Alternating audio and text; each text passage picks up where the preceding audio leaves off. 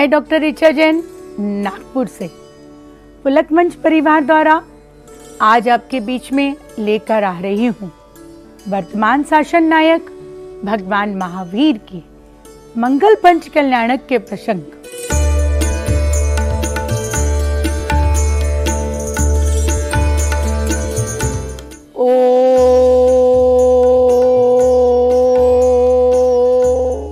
पाताल लोक में विराजमान, पृथ्वी लोक में विराजमान, आकाश लोक में विराजमान सभी जिन मंदिर की, जिन चैत्यालों की हम वंदना करते हैं, वंदना करते हैं, वंदना करते हैं। समाधि सम्राट आचार्य विद्यासागर महाराज जी, नवाचार्य आचार्य समय सागर महाराज जी, आचार्य पुष्पन सागर महाराज जी, भारत गौरव आचार्य पुलक सागर महाराज जी, इन सभी की प्रेरणा से समस्त भारत में यह 1008 भगवान महावीर का पंच कल्याणक जीवन चरित्र मैं आपके बीच में लेकर आ रही हूँ। सभी आचार संघ को मैं नमोस्तु नमोस्तु नमोस्तु करती हूँ। भगवान महावीर 24वें तीर्थंकर, वर्तमान शासन नायक का गर्व कल्याणक, उस मंगल आत्मा को 16वें स्वर्ग से इस भरत क्षेत्र के अवतरित होने में अब 6 माह शेष थे। तब वैशाली कुंडलपुर में होने लगी रत्नों की वर्षा। यह भारत देश उसमें 2625 वर्ष पूर्व वैशाली गणतंत्र का कुंडलपुर अति शोभामान था। उसे समय भगवान पारसनाथ तीर्थंकर का शासन काल चल रहा था और उसके परम उपासक सिद्धार्थ महाराजा वैशाली गणराज के अधिपति थे। उनकी महारानी प्रियकारिणी तिशला देवी सचमुच भारत क्षेत्र की अदिति नारी रत्न थी। वैशाली कुंडलपुर की शोभा अयोध्या नगरी जैसी थी। उसमें तीर्थंकर के अवतार की पूर्व सूचना से संपूर्ण नगरी की शोभा में वृद्धि हो गई। जिस प्रकार मिथ्या से सम्यक तत्व की तैयारी होने पर आत्मा का रूप बदल जाता है और आनंद की उमरियां उठने लगती हैं, जिन राज के अवतार से तैयारी से समस्त वैशाली की शोभा में आश्चर्यजनक परिवर्तन होने लगा। प्रजाजनों में सुख समृद्धि एवं आनंद की वृद्धि होने लगी। महाराजा सिद्धार्थ के प्रांगण में प्रतिदिन 3 बार 3.5 करोड़ रत्न की वर्षा होती थी। नागार्जुन नगरी में दिव्य शोभा तथा रत्न वृष्टि देखकर विस्मित होने लगे कि अरे, इस नगरी में कौन ऐसा पुण्यवान पुरुष है जिसके गृह आंगन से प्रतिदिन ऐसे रत्नों की वर्षा होती है। जब किन्हीं अनुभवी पुरुषों से बतलाया कि आपकी नगरी में अंतिम तीर्थंकर अवतरित होने वाले हैं, उसी की तैयारी के लिए यह चिन्ह है। मात्र अपनी नगरी का नहीं परंतु सारे भारत क्षेत्र का भाग्योदय होने वाला है। महारानी तिशला देवी में भी अंतरंग एवं बहिरंग में कोई अद्वितीय परिवर्तन होने लगा। महान आनंद की अव्यक्ति अनुभूति उनके अंतर में होने लगी। आषाढ़ शुक्ल षष्ठी की रात्रि में पिछले पहल महल के माता अति उत्तम मंगल सूचक 16 सपना माता देख रही है। ऐरावत हाथी, वृषभ सिंह, लक्ष्मी 2 मंगल मालाएं, चंद्र, सूर्य, मीन युगल 2 मंगल कलश, सरोवर, समुद्र, सिंहासन, देव विमान, नागेंद्र भवन, रत्न राशि, निर्धन अग्नि, ऐसे सपने माता देख रही है। इस समय प्रभु महावीर का मंदिर मंगल आत्मा 16 स्वर्ग से चेक करके प्रियकरी माता के उदर में अवतरित हुई।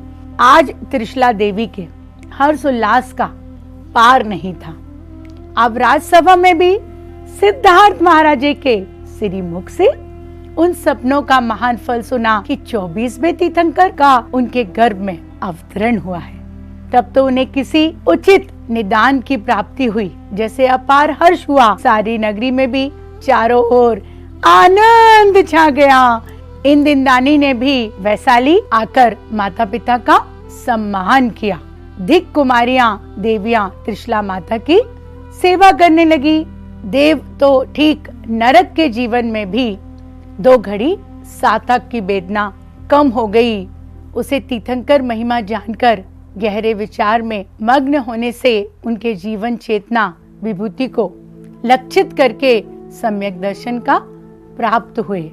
धन्य है तीर्थंकर के कल्याणक का प्रभाव और धन्य है उनको देखने वाले माता के उदर में विद्यमान वह जीव आप पर्याप्त दशा में जहां अभी हाथ पांव तथा आंख कान की भी रचना नहीं हुई थी, वे शुद्ध मति सुत अवधि 3 ज्ञान के धारी थे। सम्यक दृष्टि आत्म अनुभूति के वैभव सहित अतीन्द्र आनंद का परिगमन हो रहा था, इसलिए वह आत्मा कल्याण रूप था। उनकी वह गर्भावस्था भी कल्याणकारी थी। उस समय की भी उनकी देहातीत आत्मदशा तो यथार्थ स्वरूप जान ले उसका कल्याण हो जाए। उसके शरीर एवं आत्मा का भेद ज्ञान होकर अतीन्द्र ज्ञान अतीन्द्र सुख हो जाए, इसका नाम है गर्भ कल्याणक। वैशाली में प्रभु जन्म के पूर्व चारों ओर नूतन आनंद का वातावरण छा गया। देव कुमारियां त्रिशला माता की सेवा करती, नित्य नवीन आनंदकारी चर्चा करती थी। सर्वप्रथम माता जी से पूछा, जगत में सबसे सुंदर वस्तु कौन? देवी ने तुरंत उत्तर दिया, शुद्ध आत्म तत्व। माता और देवियों के बीच काफी वार्तालाप चल रहा था। हे माता, अनुभूति स्वरूप परिमित आत्मा आपके अंदर में विराजमान है, तो कैसी अनुभूति होती है यह समझाएं। माता ने कहा, हे देवी, अनुभूति की महिमा अति गंभीर है। आत्मा स्वयं ज्ञान की अनुभूति स्वरूप है, उसे ज्ञान की अनुभूति से राज की अनुभूति नहीं है। ऐसा भेद ज्ञान तो कब अपूर्व अनुभूति प्रकट होता है। देवियों ने प्रसन्नता से कहा, माता, अपने अनुभूति की अद्भुत बात समझाओ, मानो आपके अंतर में कोई अलौकिक चेतना रस चल रहा है। ये आपके अंतर में विराजमान तीर्थंकर की आत्मा का चिंतनीय महिमा है। उन तीर्थंकर की गोद में लेकर हम कृतज्ञ हो जाएंगे, कृतज्ञ हो जाएंगे। भगवान महावीर के पूर्व वैभव। नंद राजा भाभी तीर्थंकर ऐसे मुनिराज एक बार सुध केवली भगवान की धर्म सभा में बैठे थे। रत्नतय बंद ऐसे कि वे मुनिराज बारंबार कल्प चेतना रस का पान करते थे। अनेक शुद्ध केवली भगवंत और धर्मात्मा उसे धर्म सभा में विराजमान थे। वहाँ जैन धर्म का अपार वैभव था। अनेक शुद्ध केवली भगवंत आचार उपाध्याय साधु सुत ज्ञान का अपार भंडार। ऐसी सभा अनुपम जिनवाणी वह सर्व जिन वैभव एक साथ देखकर आप अपने चरित्र नायक को परम धर्म भावना भक्ति एवं वात्सल्य की कोई ऐसी अचित परम अद्भुत भाव उल्किष्ट हुए कि वही शुद्ध केवली के चरणों में बैठे बैठे ही उन्हें त्रिलोक पूजता के हेतु रूप ऐसा तीर्थंकर नाम कर्म बनना प्रारंभ हो गया। इस प्रकार रत्नतय की उत्तम आराधना पूर्वक समाधि मरण करके वह महात्मा 16वें स्वर्ग के पुष्पोत्तर विमान में इंद्र रूप में उत्पन्न हुए। वहां भी यद्यपि पूर्ण जनित दीप इंद्रियां सुखों के सागर में रहते थे, तब भी उन महात्मा को मोक्ष सुख की भावना के लिए वे मनुष्य लोक में आने की तैयारी हुई। चलिए अब चलकर देखेंगे भगवान महावीर का जन्म कल्याणक। 2526 वर्ष पहले भगवान महावीर का जन्म हुआ था। चैत्र शुक्ल त्रयोदशी के मंगल दिन वैशाली कुंडलपुर में भगवान महावीर का अवतार हुआ है, अवतार हुआ है। उसका संपूर्ण 526 तारीख 28 मार्च सोमवार को समस्त ग्रह सर्वोच्च स्थान में थे। ज्योतिषी विज्ञान के अनुसार ऐसा उत्तम योग 10 कोड़ा कोड़ी सागर रोपण में 24 बार ही आता है और वीर प्रभु ही यह जन्म कुंडली उनके बाल ब्रह्मचारी बन सूचित करती थी। तीर्थंकर का अवतार होते ही तीनों लोक में आश्चर्यकारी आनंद से फल फूल उठे इंद्र ऐरावत हाथी लेकर जन्मोत्सव मनाने आ पहुंचे। एक देवपराय में असंख्य तीर्थंकर का जन्म अभिषेक करने वाले इंद्र अभिषेक के अवसर पर किसी न्यूनतम आनंद का अनुभव करते हैं। भक्ति भावना से प्रेरित होकर वह सौधर्म स्वयं एक होने पर भी अनेक रूप धारण करके जन्मोत्सव मनाने हेतु तत्पर हुए। सच्ची इंद्राणी ने भी हर्ष का पार नहीं था, जिन्हें बाल तीर्थंकर का गोद में लेने का प्रबल उत्कंठ था। ऐसे पर इंद्राणी कुंडलपुर में प्रवेश करके तुरंत ही जिन मंदिर में गई। सिद्धार्थ राजा के नधाव्रत राजमहल में द्रब्जिन का अवतार हुआ है और वह द्रब्जिन वहां विराजमान होने से पुरनकरों ने उसे राजमहल को भी जिन मंदिर कहा। वहां प्रवेश करके बाल तीर्थंकर का मुख देखते ही आनंद से उनका अंतर नाच उठा। देवी पराये में संतान नहीं होती, परंतु मुझे तो इन तीर्थंकर समान पुत्र को गोद में लेने का सौभाग्य प्राप्त हुआ है।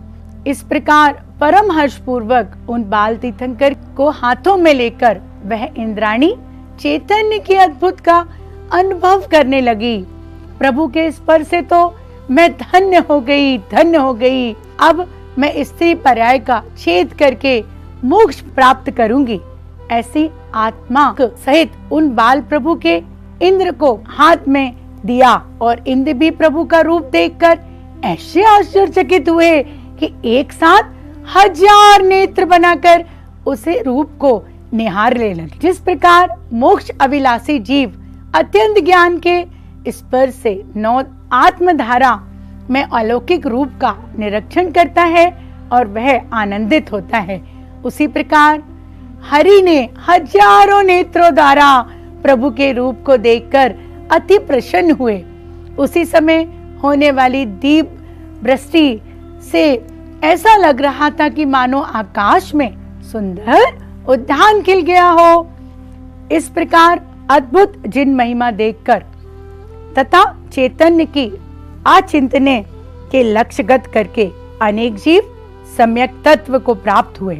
अति शोभामान शाश्वत मेरु पर्वत जिन मंदिर के जन्म अभिषेक से अत्यधिक सुशोभित हो उठा, अथवा ऐसे कहो कि जिन राज ने आकर मेरु की शोभा का हरण कर लिया। मेरु पर स्थापना रूप जिन तो सदा शाश्वत विराजते हैं। तदुपरांत आज तो द्रव्य जिन तथा असंत भव जिन वहां पधारे थे। फिर गौरव की क्या बात। देवगण भक्ति से नाच उठे और मुनिवर चैतन्य की आगाध महिमा का चिंतन करते करते ध्यान मग्न हुए। पारसनाथ प्रभु के मोक्ष गमन के 178 वर्ष में भगवान महावीर प्रभु का जन्म हुआ। उनके शरीर में 1008 उत्तम लक्षण थे। मेरु पर जन्म अभिषेक के पश्चात प्रभु की शोभा यात्रा लेकर इंद्र वैशाली कुंडलपुर लौटे और माता पिता को उनका पुत्र सौंपते हुए कहा, हे जगत पूज माता जी, हे महाराजा, त्रिलोक पूज पुत्र को पाकर आप धन्य हुए हैं। वे मोह को जीतने में हैं, वीर हैं और धर्म तीर्थ का उद्योत करने वाले हैं। इस प्रकार स्तुति करते हुए इंद्र तो माता पिता का सम्मान कर रहे थे, परंतु माता त्रिशला का ध्यान उसमें नहीं था। वे तो बस पुत्र को देखने में तल्लीन थी। जिस प्रकार 100 अनुभूति में प्रथम बार ही चैतन्य का अतीन्द्र देखकर जीव का चित्त अपूर्व आनंद के वेदन में लग जाता है, उसी प्रकार पुत्र का भी अद्भुत रूप देखकर त्रिशला माता का चित्त अनुपम आनंद से तृप्त हो गया। इंद्रदानी ने तांडव नृत्य करके अपना हर्ष उल्लास व्यक्त किया। इस प्रकार प्रभु के जन्म कल्याणक का भव्य उत्सव करके देवगण अपने स्वर्गलोक में चले गए, किंतु कितने ही छोटे बच्चों का रूप धारण करके वीर कुंवर के साथ वही कीड़ा करने हेतु रुक गए।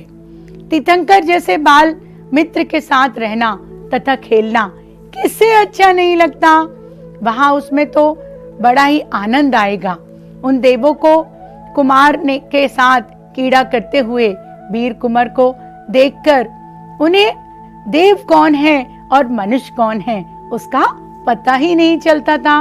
वीर कुमार का जन्म होने से वैशाली सर्व प्रकार से बुद्धिगत होने लगी, उसका वैभव भी बढ़ने लगा और आत्मा अच्छा भी। इसलिए माता पिता भी प्रजाजनों ने वीर कुमार का जन्म होने से वैशाली सर्व प्रकार से बुद्धिगत होने लगी, उसका वैभव भी बढ़ने लगा और आत्मगुण भी। इसलिए माता पिता एवं प्रजाजनों ने वर्धमान नाम से संबोधन किया। वीर वर्धमान कुमार 2 वर्ष के बालक होने पर भी 3 ज्ञान से गंभीर हैं और आराधना सहित श्रेष्ठ जीवन जीते हैं। उनकी बाल कीड़ाएं निर्दोष हैं। अभिज्ञान आत्मज्ञानी में महात्मा ऐसे विशिष्ट 6 सम लेकर आए थे कि किसी शिक्षक के पास कोई विद्या पढ़ने के शेष नहीं रहा। जगत की चेतन विद्या पढ़ने वाले वह स्वयं बुद्धि भगवान स्वयं सर्व विद्या से पारंगत हैं। उनके शरीर की ऊंचाई 1 धनुष 6 फुट की थी, रंग पीला स्वर्ण जैसा था, 72 वर्ष की आयु थी और तीनों लोक में सबसे सुंदर अद्भुत रूप था। अति मनोग उनका शरीर में जन्म से ही 10 अति से थे। वह शरीर मल मूत्र रहित था, रक्त का रंग सफेद दूध समान था, ब्रज सेनन था, सर्वग सुंदर उसकी आकृति थी, सुगंधित श्वास था, अद्भुत रूप, अतिशय बल एवं मधुर वाणी थी। उस शरीर में 1008 उत्तम चिन्ह थे।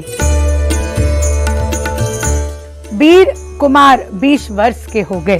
युवा होने पर अध्यात्म रस से रसिक वे राजकुमार योगी समान जीवन जीते थे। कभी कभी चेतन के धुन में लीन हो जाते और कभी तो अर्धरात्रि को राजभवन से बाहर निकलकर उद्यान में खड़े खड़े ध्यान करते थे। सबके साथ हिलते मिलते और प्रजाजनों के सुख दुख की बात सुनते थे।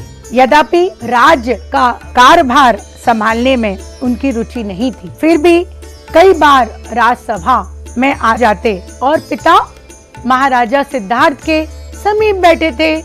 उनके आगमन से राजसभा सुशोभित होती, सभाजन उनके दर्शन से आनंदित होते और उनकी मधुर वाणी सुनकर मुक्त हो जाते।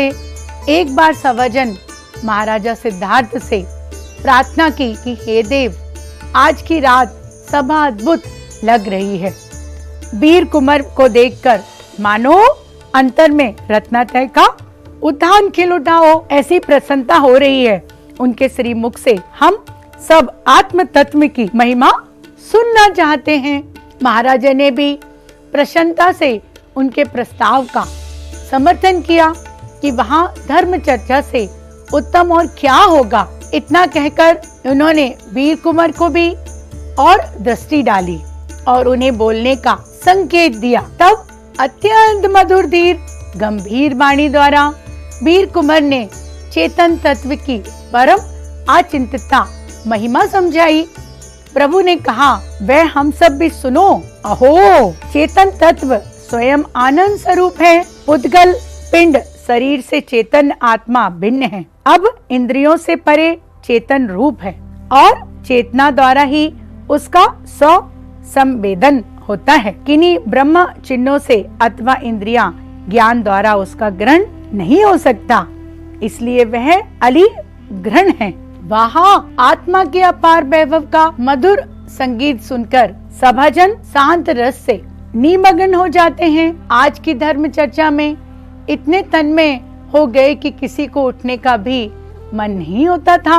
अब हम देखेंगे किस तरह से बैरागी वर्धमान ने विवाह से इनकार किया। एक तो राजपुत्र और दूसरे उसमें युवा अवस्था होने पर उनके चित्त में कोई वासनाएं का उद्भव नहीं होता था। वह अपनी चेतन मस्ती में मस्त हैं। शरीर के दीप रूप के साथ साथ उनकी चेतना का रूप भी निखरता जा रहा था। वीर प्रभु के शरीर के प्रति व्यक्ति भी ज्यों-ज्यों शरीर का रूप बढ़ता जा रहा था, त्यों तो वीर प्रभु के शरीर के प्रति विरक्ति भी बुद्धिगत हो रही थी। आहा, देह की वृद्धि होने पर भी देह के प्रति ममत्व में वृद्धि नहीं हो रही थी। वैशाली गर्तन के श्रृंगार रूप वर्धमान कुमार की वीरता एवं रूप गुण संपन्नता युवा अवस्था को देखकर अनेक राजाओं की ओर से अपनी राजकुमारी का विवाह का वर्धमान कुमार से करने के लिए महाराजा सिद्धार्थ के पास मंगनी आने लगी। एक बार कलिंग देश के चंपापुर के महाराजा जितशत्रु की ओर से संदेश लेकर एक राजपूत वैशाली कुंडलपुर में आया और उत्तम भेंट द्वारा महाराजा तथा वीर कुमार का सम्मान करके कहने लगा, हे महाराजा, हमारे महाराजा की राजकुमारी यशोदा रूप गुण संपन्न है। जैसे उत्तम धर्म संस्कार हैं, वैसे ही अद्भुत रूप यौवन है। श्री वीर कुमार के उत्तम गुणों से आकर्षित होकर हमारे महाराजा ने राजकुमारी यशोदा का विवाह वीर कुमार के साथ करने का निश्चय किया है।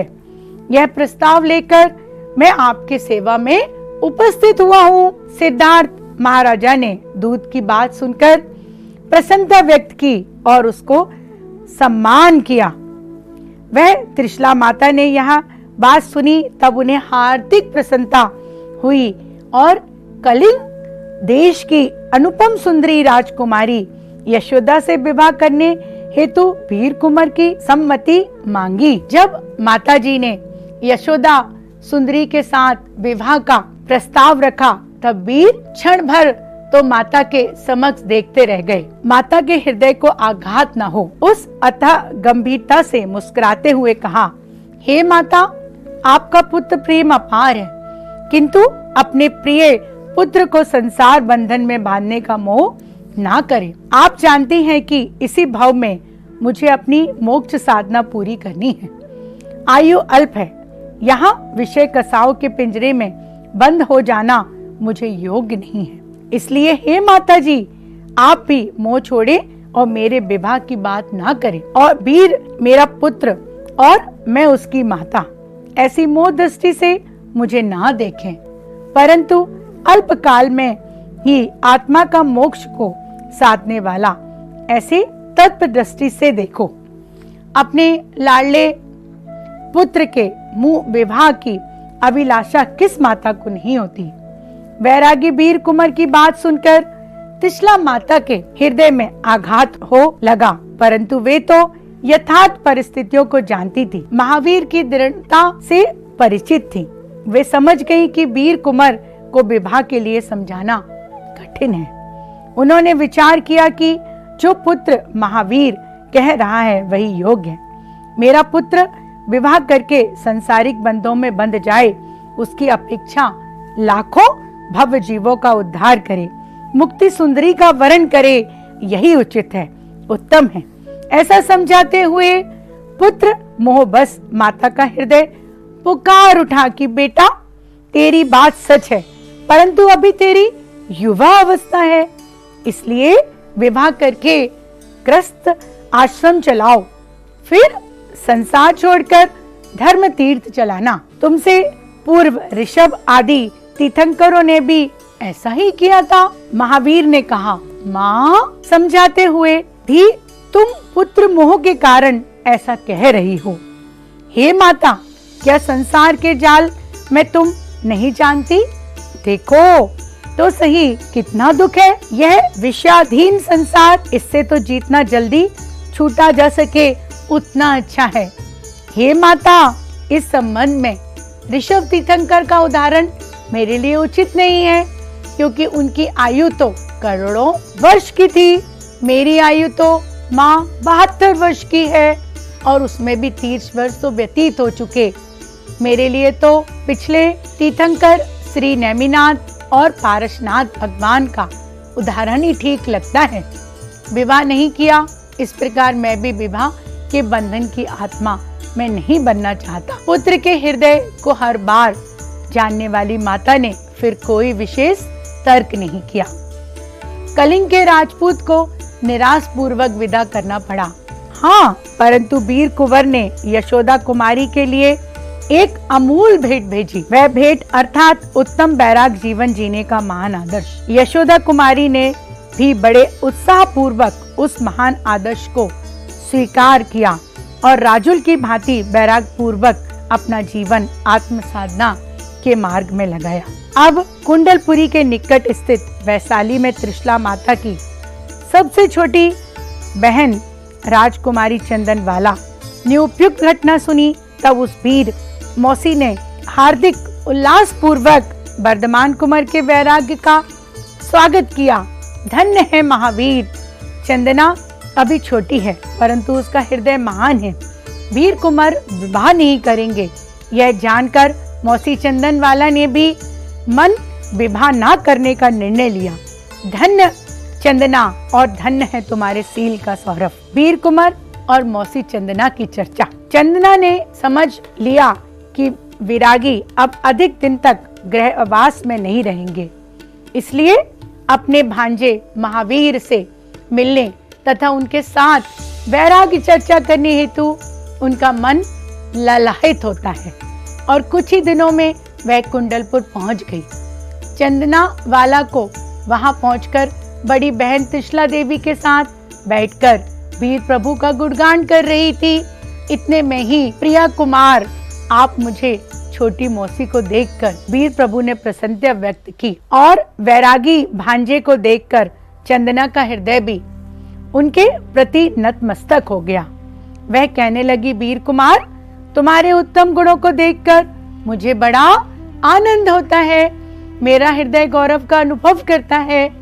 वैराग्य का प्रसंग। वीर कुमार राजकुमार सदा ऐसे शुद्धात्मा की भावना भाते थे। विलक्षण थी उनकी आत्मधुन और विशुद्ध थी उनकी ध्यान धारा। कभी कभी अर्धरात्रि के समय अचानक चेतन की धुन लगने से वह ध्यान में लीन हो जाते। उन्हें राजभवन में आराम से निद्रा लेना अच्छा नहीं लगता था। राजप्रसाद की दीवारें बंधन तोड़ तथा राज को छोड़कर स्वर्ग लोक में आने वाले दिव्य वस्त्राभूषण एवं रसपूर्ण भोजन के प्रति भी नीरस हो जा रहे थे। उनका हृदय अब शीघ्र ही मोक्ष हेतु तत्पर हो रहा था। सुनो माँ, यह सब मोह ममता है। मैं 30 वर्ष तक राजपाट और हीरे जवाहरात की सुख समृद्धि में रहा, परंतु मुझे इसमें कहीं चेतना दिखाई नहीं दे रही। इन अचेतन पदार्थ में मैं कहीं सुख की चेतना की चमक नहीं देखी।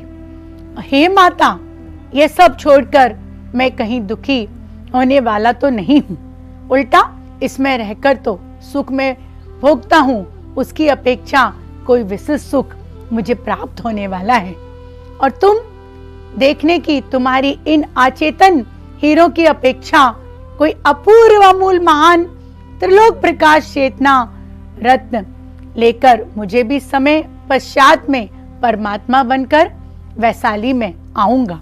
वीर कुमार की बातें सुनकर त्रिशला माता को हार्दिक प्रसन्नता होती थी।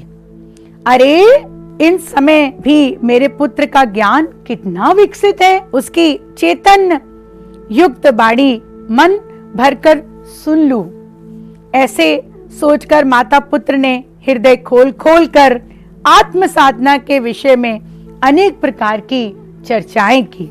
भगवान महावीर का अब हम देखेंगे बैराग और दीक्षा प्रसंग। आज पूरी रात राजकुमार वर्धमान चेतन की अनोखी धुन में निद्रा का तो नाम ही नहीं था।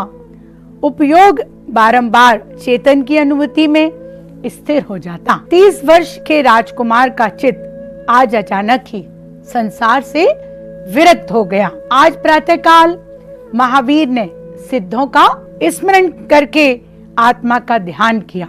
आज उनके वैराग्य की धारा कोई अप्रतिम थी। विशुद्धता में बुद्धि हो रही थी। उपयोग क्षण भर में अंतर्मुख निर्कल्प हो जाते और पुनः बाहर आ जाते। बारंबार ऐसी दशा को झूलते हुए प्रभु के मति ज्ञान में सहसा कोई विशिष्ट निर्मलता झलक उठी। उनको जाति स्मरण हुआ। स्वर्ग लोक के दिव्य दृश्य देखकर चक्रवर्ती का वैभव दिखा, सिंह देखा, सम्यक तत्व का बोध देते हुए मुनिवर दिखे। उसमें पूर्व की नरक गति भी दिखी। इस प्रकार अनेक पूर्व भव देखकर तुरंत वीर प्रभु का चित्त संसार से विरक्त होकर जीन दीक्षा लेने हेतु उदित हुआ। अरे कहाँ वे नरक के घोर दुख और कहाँ वे स्वप्नानुभूति का सुख, कहाँ वे से पर्याय से हिंसा और क्रूरता और रोध परिणाम, और कहाँ वे सम्यक तत्व की शांति। दोनों में अटूट रहने वाले एक महान ज्ञान भाव में हूँ। ऐसे अपने एकत्व की चिंतन करते हुए बारंबार निर्कल्प होते गए। बारंबार इतनी अधिक निर्मलता एवं निर्कल्पता होती कि बस अब शुद्ध उपयोग मुनि दशा के बिना यह जीव रह नहीं सकेगा। इस प्रकार महावीर ने अपने मन को दीक्षा का निर्णय किया। महावीर का निर्णय अर्थात अचल निर्णय, महावीर का निर्णय अर्थात दीक्षा ग्रहण का दृढ़ निर्णय किया और परम विरक्त चित्त से एक बार निकल्प अनुभूति में लीन हो गए। राजकुमार सिंहासन पे बैठे, चैतन्य की गंभीरता में ऐसे लीन कि दुनिया का लक्ष्य ही नहीं रहा। अरे त्रिशला माता आकर सामने खड़ी है, उनका भी उन्हें लक्ष्य नहीं है। माता तो देखते ही रह गई। महावीर ने नेत्र खोलकर तो देखा कि सामने माता खड़ी है। माता को देखकर उनके वैराग्य मुद्रा किंचित मुस्कुरा उठी। माता ने स्नेह से पूछा, बेटा वर्धमान, आज तुम इतने विचार मग्न क्यों हो? तब वीर कुंवर के मुख से गंभीर वाणी निकली, हे माता, आज प्रातः जाति स्मरण में मैंने अपने पूर्व भव देखे। अब मेरा चित्त सब ओर से विरक्त हुआ है, इसलिए आज ही इस संसार सागर को छोड़कर मैं मुनि दीक्षा अंगीकार करूंगा और शुद्ध उपयोग द्वारा अपने निज परमात्मा को साधूंगा।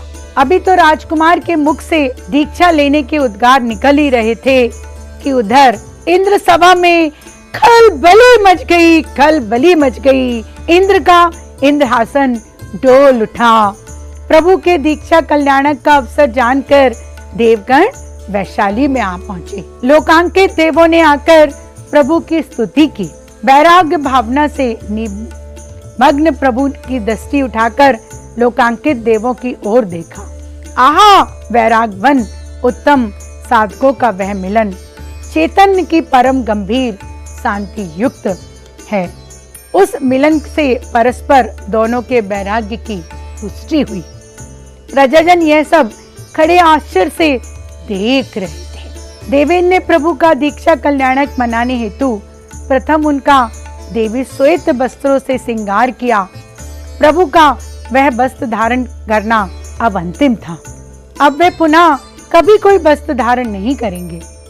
एक और देवों का श्रृंगार रस और दूसरी ओर बैरागी प्रभु का शांत रस। उत्कर्ष श्रृंगार और उत्कर्ष बैराग से मानो प्रतियोगिता हो रही हो। अंत में श्रृंगार रस की पराजय और बैराग रस की विजय। प्रभु तो राग में वस्त्रादि श्रृंगार का परित्याग करने तथा बीतरागी शांत रस को अंगीकार करने हेतु वन में जाने को खड़े हो गए और उत्तम बैराग भावना के चिंतन पूर्वक चंद्रप्रभा नाम की शिविका में अरुण हुए। हम स्वर्ग से प्रभु का दीक्षा कल्याण मनाने हेतु इसलिए पालकी पहले हम उठाएंगे। तब मनुष्य की ओर से राजाओं ने कहा कि हरदेव, हम मेरु पर्वत पर नहीं जा सकते थे, किंतु इस चरित्र के प्रसंग में तो हमारा ही अधिकार बनता है, क्योंकि प्रभु हमारे मनुष्य लोक के हैं। इसलिए प्रभु के चारित्र दशा के अवसर पर तो हम ही पालकी उठाएंगे। इस विवाद में वे भी कोई मार्ग निकालें।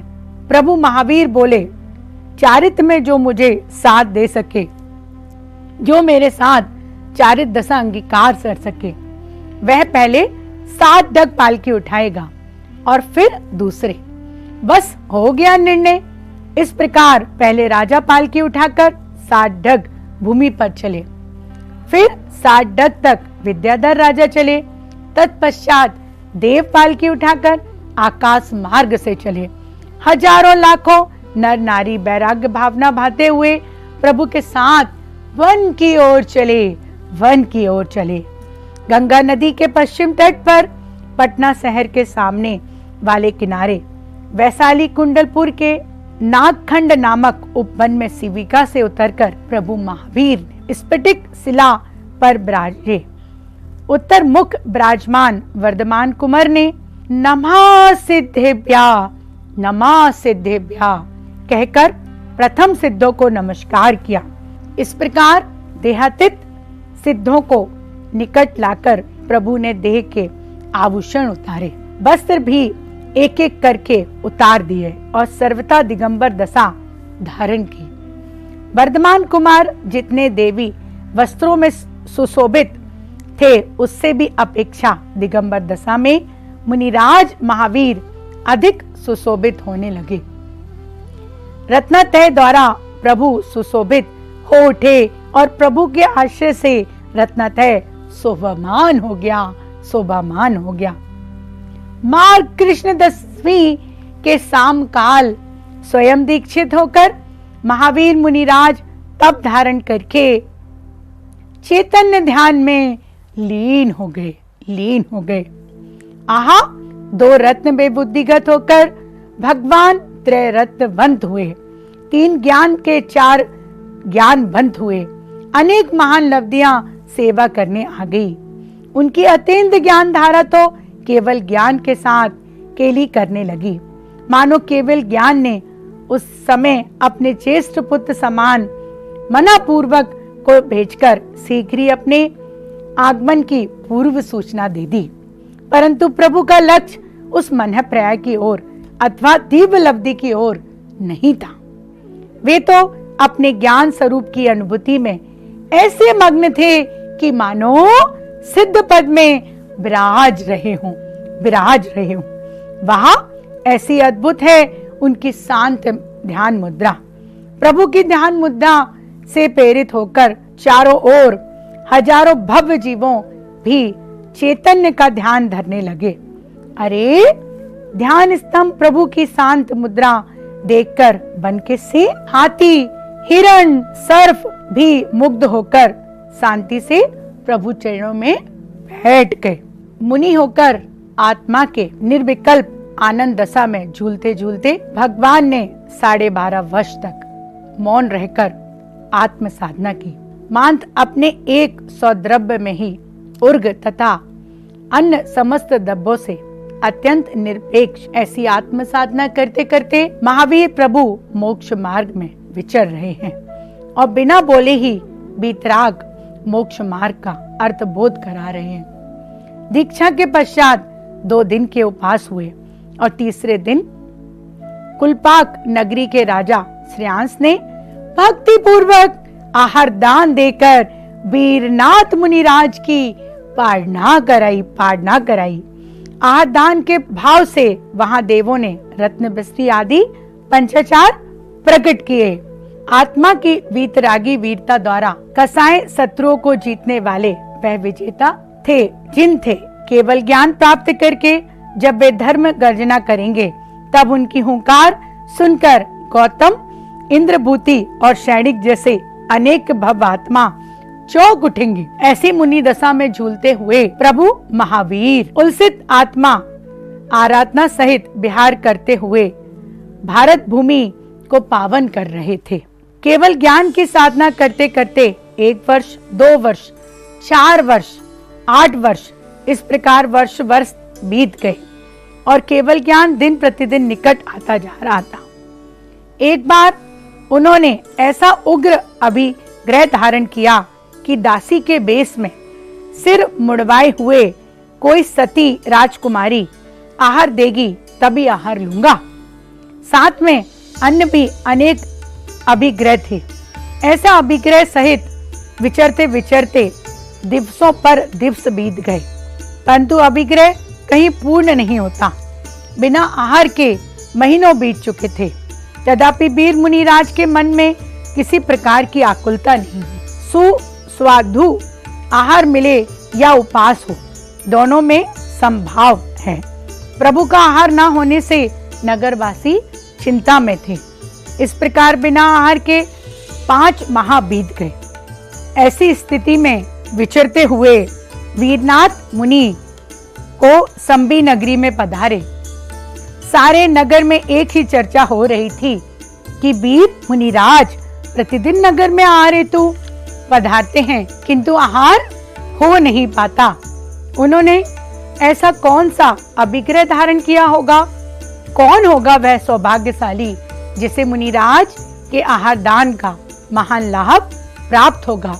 आहा, वह मनुष्य बड़ा भाग्यवान होगा जिसके घर में 250 दिवस के उपास पश्चात प्रभु का पारना होगा। चंदना की कथा।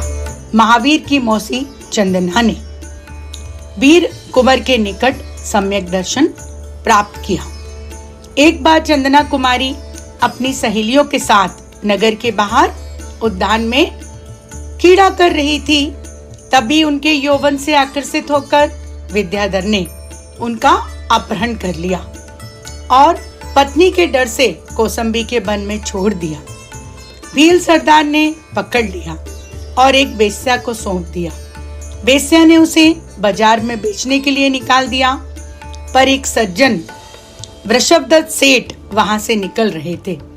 चंदना का चेहरा देखकर वह समझ गए कि वह किसी मुसीबत में है और यह सोचकर कि मेरी संतान नहीं है, मैं इस बेटी को अपनी पुत्री बना लूंगा, और वेश्या को मुंह मांगी स्वर्ण मुद्रा देकर खरीद लिया और घर में लाकर कहा कि बेटी, आज से तू मेरी धर्मपुत्री और मैं तेरा धर्मपिता। सेठ सेठानी को पता ही नहीं था कि वह चंदना कौन है। चंदना के सौंदर्य को देखकर सेठानी की गलतफहमी हो गई। सेठ मेरी सौत बनाने इसको घर में लाया है। एक बार चंदना सेठ जी के पैर धो रही थी, तब चंदना के बाल खुल गए। सेठ जी ने आदर से बाल संभाल लिए। इतने में सेठानी ने देखा और उन्हें गलतफहमी हो गई। तब सेठ शहर से बाहर गए थे और सेठानी ने चंदना का सिर मुड़वा दिया और बेड़िया बांधकर उसे कारागार में डाल दिया। चंदना के मन में सोच लिया था कि अब महावीर के दर्शन हो जाएं या मेरा समाधि मरण हो जाए। 2-3 दिन बाद जब सेठ घर आए और पुत्री को ना देखकर चारों ओर ढूंढने लगे, तब एक दासी ने सेठ जी को काल कोठरी के तरफ इशारा किया और चंदना को देखकर वह चीख पड़े कि इसकी यह हालत किसने की है। 5 माह 25 दिन से उपासे प्रभु महावीर आहार लेने हेतु कौसंबी नगरी में पधारे। उनका शरीर तनिक भी दुर्लभ नहीं हुआ था, उल्टा तप के तेज से चमक रहा था। चंदना ने दूर से प्रभु को देखा। अपने घर के तरफ आते हुए देखकर उसका रोम रोम प्रदेश प्रदेश हर्षित हो गया। भक्ति से साथ पधारो प्रभु, पधारो प्रभु। प्रभु के निकट आते ही हर्ष विभोर चंदना की बेड़ियां खुल गईं। उसका रूप सुंदर हो गया। चंदना प्रभु के हाथ में उड़द का प्रथम ग्रास रखा कि वह उड़द की दाल, दान और पात्र दोनों देव पुण्य प्रताप से उसका खीर रूप हो गया। आहार ग्रहण करने में वीर योगी राज तो मानो कुछ ही हुआ ही ना हो और ऐसा सहज भाव से वन की ओर गमन कर गए और आत्म ध्यान में लीन हो गए। सेठ ने कहा, तू दासी नहीं, तू तो जगत पूज्य माता है। सेठानी ने चंदना से, बेटी मुझे क्षमा कर देना, मेरे से गलती हो गई। सारी कौसंबी नगरी उमड़ पड़ी और चंदना देवी के दर्शन करने आ गई। और इतने दिन बाद भगवान महावीर के आहार कौसंबी नगरी में वह दासी के हाथ से हुए, यह देखकर सब गदगद हो गए, गदगद हो गए। महावीर मुनिराज कौसंबी नगरी में चंदना कुमारी के हाथ से पारना करने के पश्चात उद्यान में जाकर ध्यान में मगन हो गए। वे सिद्ध पद साधक संत विहार करते हुए अनंत सिद्धों का सिद्ध धाम सम्मेद शिखर पधारे। सिद्ध धाम में भी भाभी सिद्ध ध्यान में बैठे थे। वह दृश्य वास्तव में अद्भुत था। प्रभु के चरण स्पर्श से शिखर जी के पावन भूमि पुण्य हो गई। 2 तीर्थ का मिलन हुआ और एक भवार तीर्थ और दूसरा स्थापना तीर्थ, अथवा एक चेतन तीर्थ और दूसरा अचेतन तीर्थ। सम्मेद शिखर तीर्थ के निकट 15-20 किलोमीटर दूर जाम्भिक ग्राम के समीप ऋतुजा बालिका नदी बहती है। जैसे सुंदर नाम वैसे ही सुंदर नदी। महावीर प्रभु समेत शिखर से विहार करते हुए उस नदी के निकट तट पर आए और एक स्फटिक समान स्वच्छ सुंदर शिला पर ध्यानस्थ हुए। बैसाख मास की तीव्र तपन में भी प्रभु के मानो चेतन शांति की हिम शीतल गुफा में बैठे बैठे अपूर्व बीतरागी शीतलता की वेदना कर रहे हों और मानो प्रकृति की अनुकूल होकर प्रभु की सेवा कर रहे हों। तदनुसार एक घटादार सल्प मिल वृक्ष प्रभु के शीतल छाया दे रहा था और चेतन के साधक में सारा जगत अनुकूल ही बतरता था। प्रभु ध्यान में खड़े हैं। आहा, ऐसी बीतराग महत्ता मेरे तट पर पधारे। इस प्रकार हर्ष तरंगों से उछलती कल कल करती हुई नदी मानो आज विशेष हर्षित हो रही हो। तनुतार काप्रिक ग्राम के निकट वह दृश्य देखने के लिए क्षण भर थम जाती है। आहा, मेरे किनारे आज कोई अद्भुत योगी राज आकर ध्यान कर रहे हैं। प्रातः काल में ध्यान मग्न योगी राज ना तो कुछ बोलते, ना खाते, ना पानी पीते। यह नदी का किनारा, यह ग्रीष्म का तप और यह शीतल मिस जल, जो भी यात्री यहाँ आता शीतल जल पिए बिना नहीं जाता। इधर मोह से युद्ध करने के लिए वीर योद्धा तैयार खड़े। वीर राजा का महावीर पना आज सचमुच जागृत हो उठा। शाहीक सम्यक तत्व उनकी सेना का सेनापति, अंत गुण की विशुद्धि रूप सेना शुक्ल ध्यान के सेड़ी रूप बाणों की वर्षा कर रही है। अत्यंत आत्मवीर उल्सित हो रहे हैं और अनंत सिद्ध भगवान उनके पक्ष में आ मिले हैं। केवल ज्ञान लक्ष्मी विजयमाला लेकर तैयार खड़ी है और मोह के समस्त सेना प्रतिक्षण खट रहे हैं। अरे देखो देखो, प्रभु तो शुद्ध उपयोग चक्र की धार में मोह को नाश करने लगे हैं। छपक सेड़ी में आगे बढ़ते बढ़ते 8वें, 9वें, 10वें गुण स्थान में तो क्षण मात्र में पहुंच गए। प्रभु अब सर्वार्थ बीतरागी हो गए और सूर्यास्त से पूर्व वीर प्रभु के अंतर में कभी अस्त न होने ऐसा केवल ज्ञान सूर्य जगमगा उठा। आहा, प्रभु सर्वज्ञ हुए, अरहंत हुए, परमात्मा हुए। नमो अरिहंताड़म। वे वीर भगवान केवल ज्ञान होते ही पृथ्वी से 5000 धनुष ऊपर अंतरिक्ष में विराजमान हुए। आहा, पृथ्वी का अवलंबन उनको नहीं रहा और अब वे फिर पृथ्वी पर नहीं उतरेंगे। उनका शरीर छाया रहित परम औदारिक हो गया। सबको दिखने वाले प्रभु स्वयं भी सर्व दिशाओं से दिखने लगे। प्रभु के केवल ज्ञान का महोत्सव करने तथा अरहंत पद की पूजा करने स्वर्ग से इंद्र आदि देव पृथ्वी पर आ पहुँचे। इंद्र ने स्तुति करते हुए कहा, हे देव, आप बीतराग एवं सर्वज्ञ द्वारा जगत को सर्वोत्कृष्ट सुंदरता को प्राप्त हुए हैं। आप परम इष्ट हैं। सर्व परमात्मा का साक्षात्कार करके हजारों लाखों जीव पावन हुए। कुबेर ने अत्यंत भक्ति सहित संसार की सर्वोत्कृष्ट विभूति द्वारा समाशरण जैन सभा की रचना की। आपके सानिध्य के कारण आपका समाशरण जैसे सुशोभित होता था, वैसा हमारा स्वर्ग भी शोभा नहीं देता। संपूर्ण नीलमणि की शिला पर पृथ्वी के आधार बिना प्रभु के समाशरण में दिव्य रचना हुई, परंतु उस दिव्य शोभा का चित्त नहीं लगता था, क्योंकि उसका चित्त तो सर्वज्ञ प्रभु के चरणों में ही लगा। तो उसे देखना है साक्षात परमात्मा है। चेतनवंत वीतराग देव की प्रत्यक्ष देखकर उनकी उपासना करना है। प्रभु के चारों ओर दिव्य भामंडल है। उनके मोक्ष के साधक सवाजन बैठे हैं और भगवान महावीर के दर्शन का आनंद ले रहे हैं। श्री मंडप की शोभा सर्वार्थ सिद्धि की शोभा से बढ़कर एक और भगवान का केवल ज्ञान, श्री अरहंत सर्वोत्कृष्ट ज्ञान लक्ष्मी की शोभा और दूसरी ओर सम्मोषण की दिव्य शोभा। इस प्रकार जीव और अजीव दोनों ने अपनी अपनी सर्वोत्कृष्ट शोभा का धारण की थी, परंतु उसमें जो जीव उत्कृष्ट शोभामान सर्वज्ञ महावीर को जान ले, वह जीव सम्यक दृष्टि होकर अकुट चेतन लक्ष्मी के भंडार में अपने को देख लेता था। उत्तम छाया तथा दिव्य प्रकाश द्वारा जो प्रभु की सेवा कर रहा है, वह अशोक वृक्ष आश्चर्य उत्पन्न कराता है कि जड़ के बिना इतना विशाल वृक्ष। और देखो, यह भी आश्चर्य की बात कि वह जगत के शेष सिंहासन होने पर भी प्रभु उस पर बैठते नहीं हैं। उससे ऊपर अंतरिक्ष में बैठकर ऐसा प्रकट करते हैं कि वह रत्न सिंहासन वह कोई निज पद नहीं है। जिन चेतन के पद में तो अंतर में अत्यंत ज्ञान आनंद द्वारा निर्मित है। ज्ञान दंड पद के विराजमान सर्वज्ञ महावीर देखकर भव जीव भी आज्ञानद में लीन हो जाते और प्रभु की दिव्य वाणी को श्रवण करने के लिए अत्यंत आतुर थे। प्रभु कैसे अद्भुत बोलेंगे, कैसा अचित्त आत्म रूप बतलाएंगे। प्रभु अभी इसी आशा में दिवसों पर दिवस बीत गए। जीवों के झुंड समुशरण में आ रहे हैं। साक्षात परमात्मा के दर्शन से हर्षित हुए, परंतु भगवान की दिव्य ध्वनि नहीं गिरती।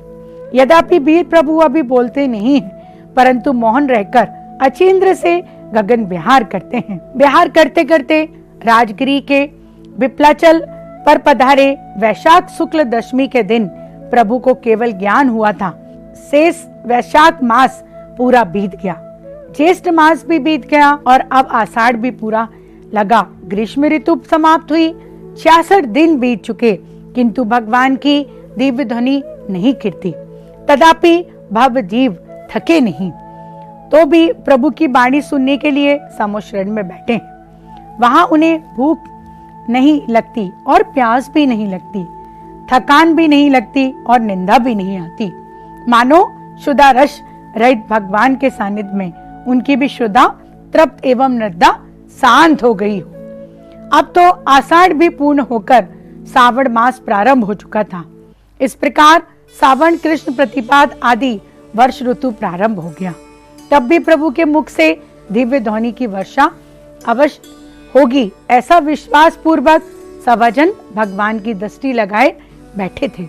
इतने में अचानक एक ऋषि महात्मा ने समासरण में प्रवेश किया। उनका नाम था इंद्रभूति गौतम। मान स्तंभ के निकट आते ही विकलित हो गया और प्रभु के दिव्यता देखने ही विनीत हो गए। आहा, ऐसी अद्भुत वीतरागता, यह आत्मा अवश्य सर्वज्ञ परमात्मा है, ऐसा विश्वास आ गया और प्रभु के पादमूल में नमीभूत होकर उसी समय उन्होंने संयम धारण किया। इंद्रराज हर पूर्वक यह सब देखते रहे और महात्मा गौतम के आनंद पूर्वक मुनिराज की सभा ले गए। जो ही मुनिराज इंद्रभूति गौतम भूति मुनिवर की सभा में जाकर प्रभु के हाथ जोड़कर बैठे कि तुरंत ही सर्वज्ञ महावीर के सर्वज्ञ से दीव ध्वनि के लुटी दीव उठी खिर गई। आहा, यह आश्चर्यकारी दीव ध्वनि सुनकर सर्व जीव आनंद में हो गए। उसमें परम चेतन तत्व का अचेतन स्वरूप श्रवण करके अनेक जीव ऐसे अंतर्लीन हुए कि तत्क्षण निर्कल्प होकर आत्मा अनुभूति करके सम्यक दर्शन ज्ञान चरित्र को प्राप्त हुए।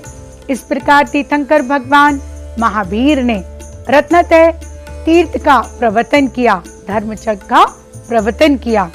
गौतम स्वामी रत्नतय संयुक्त मुनि नायक हैं। उन्हें उसी क्षण इंद्रभूति गौतम के अतिरिक्त उनके 2 भाई अग्निभूति और वायुभूति तथा सुधिदत्त, सुधर्म, मांडव, मौरपुत्र, अकंपम, अचल, मेदार एवं प्रवास ऐसे कुल 11 घटधर महावीर प्रभु के थे।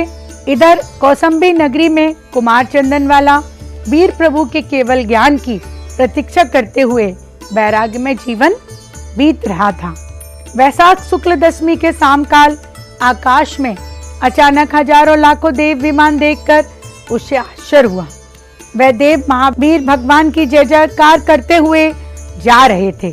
चन्ना तुरंत समझ गई कि मेरे महावीर का केवल ज्ञान हो गया और उसी का उत्सव मनाने वह देवगण जा रहे हैं।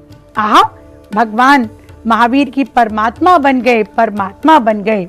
वीर प्रभु की धर्म समा विद्यमान 36,000 आरिका के संग की चंदन माता अधिसती थी। प्रभु के अनेकांत तत्व का स्वरूप समझा। जीव अतेंद्र चेतन तत्व है, वह जड़ से भिन्न है। चेतन और जड़ प्रत्येक द्रव्य अपने अपने स्वधर्म की स्थिति है। एक ही वस्तु का एक ही साथ अपने अनेक धर्मों का तन्मय रूप से रहना तो अनेकांत है।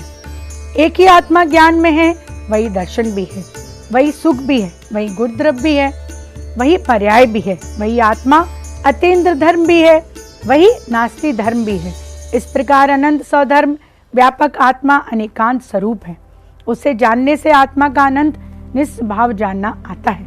इस प्रकार अनेकांत आत्म वैभव बतलाकर भगवान ने प्रत्येक जीव को भगवान पना ही बताया, अनंत जिन वैभव बताया, मोक्ष मार्ग भी बतलाया। अब हम चलते हैं भगवान के मोक्ष कल्याणक की ओर। अभी पंचम काल का प्रारंभ होने में 3 वर्ष 8 मास तथा 15 दिन समय शेष। चौथा काल चल रहा था। प्रभु महावीर का प्यार थम गया। बाड़ी का योग भी मोक्ष गमन में 2 दिन पूर्व रुक गया। प्रजाजन समझ गए कि अब प्रभु के मोक्ष गमन की तैयारी है। प्रत्येक देश के राजा तथा लाखों प्रजाजन भी प्रभु दर्शनार्थ आ पहुंचे। परम वैरागी का वातावरण छा गया। भले ही वाणी बंद हो गई, तथापि प्रभु के शांत रस झरती हुई मुद्रा देखकर जीव धर्म प्राप्त करते हैं। गौतम गर्दर मुनिवर धन्य हुए, अधिकत एकाग्र हो गए। प्रभु की उपस्थिति में प्रमाद छोड़कर अनेक जीवों में सम्यक दर्शन ज्ञान चारित की आराधना प्रारंभ की। इस प्रकार कार्तिक कृष्ण चतुर्दशी के 2 दिन देवेंद्र तथा नरेंद्र ने सर्वज्ञ महावीर तीर्थंकर की अंतिम महापूजा की। मोक्ष महोत्सव का महान मेला लग गया। संसार को भूलकर सब मोक्ष की महिमा में तल्लीन हुए। चतुर्दशी की रात्रि अर्धरात्रि के बीत गई और पिछले पहर अमावस्या का प्रभात उदित होने से पूर्व वीरनाथ सर्वज्ञ प्रभु 13वां गुड़स्थान लांच कर 14 गुड़स्थान में आरोग्य रूप में विराजमान हुए।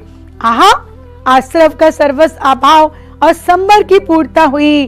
परम शुक्ल ध्यान 3रा एवं 4था प्रकट करके शेष आघाती कर्मों को संपूर्ण निर्जा प्रारंभ कर दी और क्षण मात्र में प्रभु सर्वज्ञ महावीर मोक्ष भाव रूप परिणत हुए। तत्क्षणी लोकाग्र में सिद्ध आलय में मोक्षपुरी में पहुंचे। आज भी सर्वज्ञ परमात्मा वहां शुद्ध स्वरूप अस्तित्वता में विराज रहे हैं। उन्हें हमारा नमस्कार हो। पावापुरी में वीर प्रभु निर्माण को प्राप्त हुए और कार्तिक कृष्ण चतुर्दशी की अर्धरात्रि में मोक्ष कल्याणक के दिव्य प्रकाश में जगमगा उठी। लाखों भक्तों ने करोड़ों दीपक से अवधांजलि जलाकर प्रभु के मोक्ष कल्याणक का उत्सव बनाया। इसलिए कार्तिक कृष्ण अमावस्या दीपावली पर्व के रूप में प्रसिद्ध है, जो आज भी भारत में प्रसिद्ध है। नमन करते उन जिनेश्वर देव को, धर्म चक्र चला गए शिव गेह को, गए पावापुर से निर्माण को, संत मुनि गर्धर नमे हमें कल्याण को। इस प्रकार भरत क्षेत्र के अंतिम तीर्थंकर एवं वर्तमान शासक नायक सर्वज्ञ भगवान महावीर तीर्थंकर का मंगल जीवन चरित यहाँ पूर्ण हुआ। पुलक मंच परिवार की तरफ से सभी को सादर जय जिनेंद्र।